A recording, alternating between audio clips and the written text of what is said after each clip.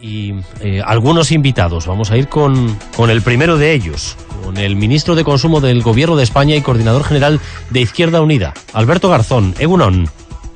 Buenos días, muchas gracias. ¿Está en el Consejo de Ministros, sobre la mesa del Consejo de Ministros, la posibilidad de reimplantar el estado de alarma si se generalizan los focos?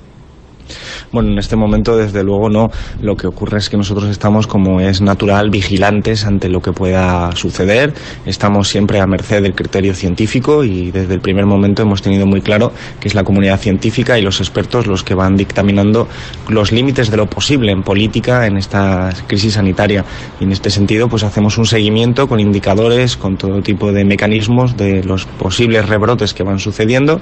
Afortunadamente hasta el momento los que van sucediendo están siendo controlados y están siendo vigilados con mucho detalle y en principio no es necesario. Lo que sí es verdad es que naturalmente nosotros tenemos siempre a disposición la posibilidad de poner mecanismos que ya hemos conocido en marcha siempre y cuando la situación lo requiera y los científicos así lo avalen.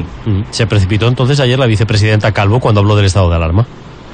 Bueno, yo creo que es importante trasladar a la ciudadanía que los rebrotes nos van a suceder o van a suceder y van a tener muy poca incidencia si la ciudadanía es responsable. Si todos somos responsables, si cumplimos las medidas de sanidad, si cumplimos las medidas de seguridad, desde luego pues la incidencia va a ser mucho menor de lo que sería si en caso contrario. Y lo que sí tenemos que advertir, por supuesto, es que nosotros anteponemos la salud pública a cualquier otro criterio y eso es lo que se refería a la vicepresidenta con toda claridad. Es decir, al hecho de que nosotros tenemos una serie de instrumentos, un pack de instrumentos a disposición por si fuera necesario, pero esperemos que no sea en absoluto necesario porque consigamos mantener la situación bajo control.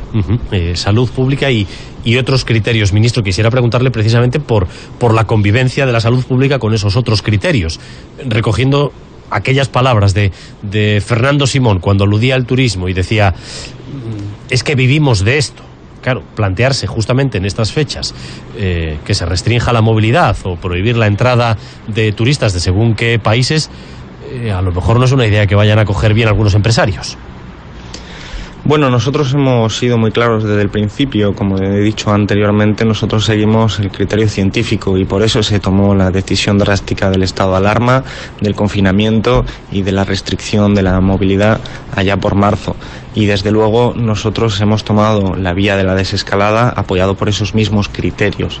Y nosotros tenemos claro que nuestra economía, igual que el resto de economías de la Unión Europea, con todas sus singularidades y especificidades, pero todas necesitamos movilidad y todas necesitamos pues cierta normalidad para que la economía pueda funcionar y por lo tanto para que puedan llegar ingresos a las familias y para que se pueda hacer un mínimo de vida entre comillas normal. Y entonces nosotros lo que hemos hecho es poner en marcha pues una reactivación del país pues controlada, con medidas de seguridad, con todos los mecanismos que tenemos a nuestra disposición para hacer compatible, naturalmente, pues esta reactivación económica con la priorización de la salud pública. Y estamos en ese equilibrio y, como decía anteriormente, pues si hubiera cualquier evento, pues tendremos que valorarlo según vayamos viéndolo. Ministro, sobre el consumo, ¿tiene datos de hasta qué punto se ha recuperado, en qué niveles estamos? Bueno, en este momento es muy difícil anticiparnos porque los indicadores que tenemos a nuestra disposición siempre se construyen a posteriori, pero también hay algunos indicadores muy positivos que son más inmediatos, como es el uso de las tarjetas de crédito, que esto es información que proporciona el sistema financiero, los bancos, y que manifiesta que hay una recuperación muy intensa desde que estamos en las fases finales de la desescalada. Esto es asimétrico a lo largo de todo el país, pero hay una recuperación bastante intensa de este tipo de actividad. Pero hay que ser cautos porque lo que son los grandes indicadores macroeconómicos siempre se obtienen con bastante retraso con respecto a la fecha en la que estamos. Ante la caída de ingresos y las dificultades del conjunto de administraciones, ministro, hay una expectativa sobre la ayuda europea y el reparto de fondos de la Unión Europea en el sentido de que pueda ayudar a reconstruir todo el tejido que se ha dañado debido a la pandemia y que está todavía dañado. Lo que ocurre es que dentro de la Unión Europea hay dos caminos, el que proponen los países del centro y del norte y el que solicitan que se abran los países del sur, entre ellos España, Italia y otros países que han estado muy castigados. ¿Cree usted que el gobierno de España tiene fuerza para hacer que su opinión se imponga en esa discusión? Yo pienso que sí, y además porque desde mi punto de vista es el único camino posible para hacer un proyecto comunitario viable. Nosotros desde el principio de la crisis hemos actuado con una enorme contundencia para desplegar un escudo social que es histórico en nuestro país, un enorme esfuerzo fiscal para proteger a las familias trabajadoras, para proteger los salarios, para proteger, en definitiva, a las personas más vulnerables. Un contraste brutal con lo que había sido la gestión de anteriores crisis económicas. Pero ahora tenemos que hablar de cómo reconstruimos el país y para eso, evidentemente, el debate europeo es fundamental. Y ahí hay que entender bien que Europa en las últimas décadas ha tenido fallos de construcción, fallos institucionales que han hecho que a día de hoy haya una especie de Europa de dos velocidades, unos países del norte o del centro con una base industrial fuerte, con una economía diversificada, con capacidad fiscal, capacidad de reacción, y una periferia europea con menos facilidades para enfrentar situaciones como esta. Entonces este es el momento, esta es la oportunidad de utilizar esos fondos no solo para compensar las enormes pérdidas que han tenido empresas, que han tenido las familias durante esta crisis, sino también para aprovechar y cerrar esa brecha, es decir, para reconducir la Unión Europea y acabar con esas desigualdades internas a la propia Unión Europea. La propuesta de recortes que proponen algunos países de la Unión Europea lo único que haría sería agudizar este problema, elevar las desigualdades, y yo pienso que esto es insostenible políticamente. En el tiempo es insostenible que la gente se sienta parte de una comunidad que no les protege y que al mismo tiempo es tan asimétrica. Por eso creo que al final en este debate que está en curso, la propuesta española pues es una propuesta muy buena, que además han acogido muy bien otros países de nuestro entorno y que yo creo que es una voz acreditada para que se pueda poner en marcha un proyecto que nos permita compensar las pérdidas que hemos tenido en esta crisis sanitaria y al mismo tiempo nos permita reconducir la Unión Europea hacia otra comunidad mucho más igualitaria y mucho más equilibrada.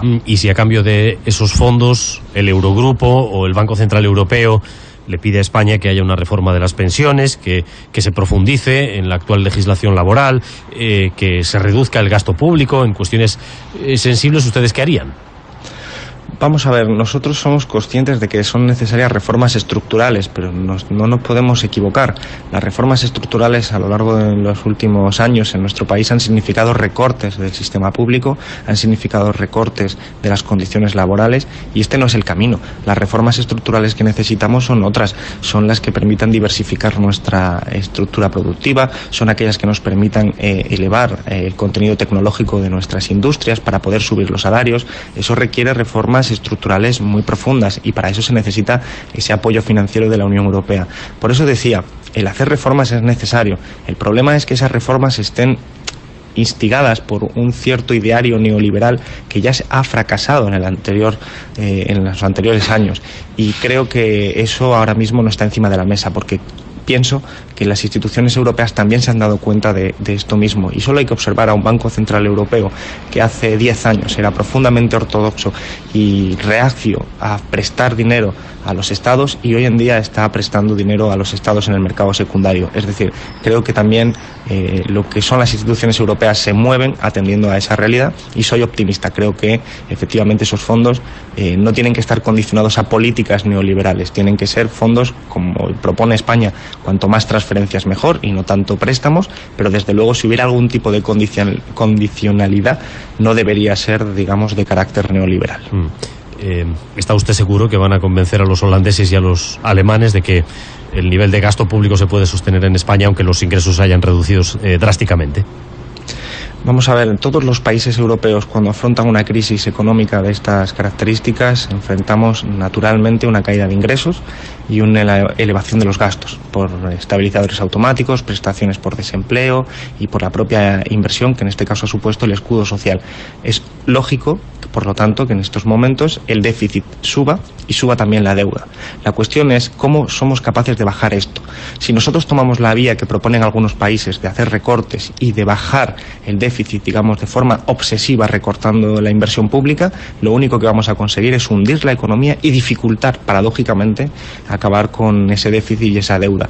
La deuda es un ratio que se refiere a la cantidad nominal de deuda con respecto a la producción interior bruta, al crecimiento. crecimiento. Por lo tanto, si un país no crece y las reformas de recortes lo que hacen es impedir el crecimiento, es más difícil devolver la deuda.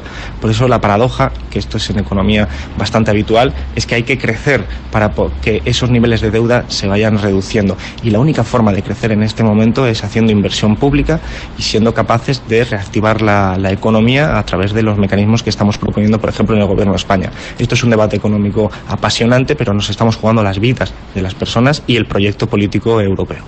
Usted abrió hace unos días la posibilidad de que el proyecto de presupuestos, que serían los primeros presupuestos de este gobierno de coalición, porque recordemos que todavía están operando los famosos presupuestos de Montoro, que parecen inmortales, que grupos como Ciudadanos se incorporen también a un posible consenso. ¿Esto es convicción, señor Garzón, o fue, como se suele decir, un calentón del momento y ya se le ha pasado?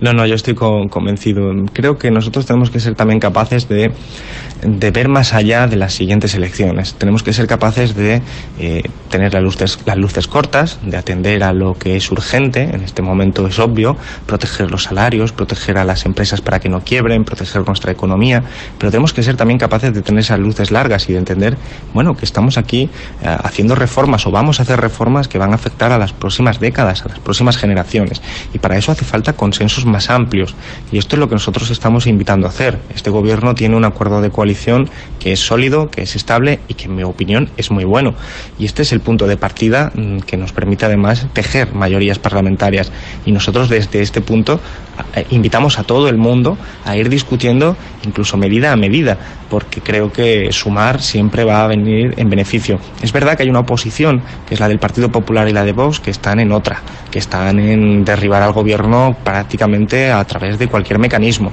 Creo que eso es una medida que quizás para ellos sea rentable políticamente. No lo sé, no soy experto en demoscopia, pero lo que sí sé es que es criminal desde el punto de vista de la construcción del país en el futuro. Es un grave error el no pensar en que esta hostilidad y esta beligerancia tiene unas consecuencias en el medio plazo para nuestro país, por no hablar del clima de hostilidad en el que estamos instalados y que aleja a la gente de la política. Pero desde el punto de vista de las reformas, cuanta más gente participe, lógicamente mejor. Y aunque algunos no quieran, pues quizás hay algunas otras formaciones como Ciudadanos que estén dispuestas a hablar. Creo que la política es diálogo y por ahí es donde tenemos que comenzar. Pero sería un gran ejemplo de elasticidad. Imaginemos un abrazo entre los comunistas y los neoliberales, ¿no? Entre usted y Arrimadas para firmar los presupuestos. Bueno, pero hemos pactado muchas cosas y hemos coincidido muchas veces en las votaciones concretas. Por eso solemos decir lo que en abstracto, lo que en términos teóricos parece como muy complicado, luego en términos concretos, por ejemplo, de negociando algún tipo de ley, por ejemplo, la del ingreso mínimo vital, o por ejemplo cualquier otra, por ejemplo, la del estado de alarma, hemos llegado a acuerdos. ¿Y por qué no íbamos a llegar a acuerdos en torno a la reconstrucción de nuestro país, diversificando nuestra economía, elevando el contenido tecnológico de nuestras empresas, subiendo los salarios, reforzando la protección de los trabajadores? Por supuesto que partimos de la base de que somos proyectos que tienen enormes diferencias, pero la cuestión aquí yo creo que radica en ser capaces de acentuar lo que se pudiera tener en común, sobre todo atendiendo a que es un momento extraordinariamente excepcional. Estamos ante una pandemia, ante las consecuencias económicas de esa pandemia, y requiere pues que seamos capaces de dialogar. Probablemente pues haya muchos puntos en los que no lleguemos a acuerdo, pero ¿y por qué no exploramos aquellos en los que sí estamos? Esa es la mano tendida que hacemos desde el gobierno al resto de fuerzas políticas. Como decía antes, hay algunas que no quieren porque han hecho cálculos electorales y no están por la labor, pero si hay algunas que quieren, nosotros desde luego no vamos a decir que no, todo lo contrario, nos vamos a sentar a hablar, porque es un gobierno que tiene un acuerdo de coalición y que a partir de ahí despliega sus apoyos. ¿Le ha molestado sus socios del Partido Socialista que ustedes traten de impulsar una comisión para revisar qué sucedió con los GAL y llamar a declarar a Felipe González? No, un gobierno de coalición se basa, por definición, en fuerzas distintas. En este momento el gobierno de coalición tiene dos grupos parlamentarios, es el del Partido Socialista y el de Unidas Podemos, o incluso tres partidos, porque también está Podemos, estamos los de Izquierda Unida y está el Partido Socialista. Y en este sentido va de suyo que hay diferencias y matices, y de nuevo lo que hacemos en un gobierno de coalición, que es lo que procede en la democracia es ponernos de acuerdo en aquello que compartimos, y a partir de ahí también somos capaces de conllevar esas diferencias, y son diferencias que a veces se trasladan en votaciones de esta naturaleza. Yo soy miembro y el coordinador de una organización política que desde mitad de los años 80 ha combatido no solo el terrorismo, sino también el terrorismo de Estado, y nosotros tenemos una gran acreditación en intentar esclarecer todo lo que supuso el GAL y todo lo que supuso el terrorismo de Estado. Por lo tanto, creo que todo el mundo era consciente de que cuando se tuviera que votar algo así, pues iban a emerger algunas diferencias que no afectan en absoluto al contenido, digamos, y al proyecto de gobierno ahora en el 2020. ¿Resulta Felipe González molesto para este gobierno? No, este gobierno tiene que enfrentar determinados obstáculos estructurales. Pues evidentemente nosotros tenemos que ganar mayorías parlamentarias día a día, nosotros tenemos que enfrentar retos económicos, retos sanitarios, como cualquier otro gobierno, y es un gobierno que inaugura una senda en esta etapa democrática reciente, que es la del gobierno de coalición, y enfrenta también muchos adversarios políticos, entre ellos, como decía anteriormente, el PP y Vox, que están en una estrategia profundamente peligrosa de caricaturizar al enemigo, de deshumanizarlo y de considerar que todo vale. Y luego hay gente que discrepa, y entre esa gente que discrepa se encuentran voces públicas como las de Felipe González. Yo creo que hay que escucharlas y poco más, porque al final nosotros tenemos que desplegar un programa de gobierno que exige mucha energía, exige muchos esfuerzos, y tenemos que dedicarnos a ello. ¿Contemplan ustedes abrir los secretos oficiales?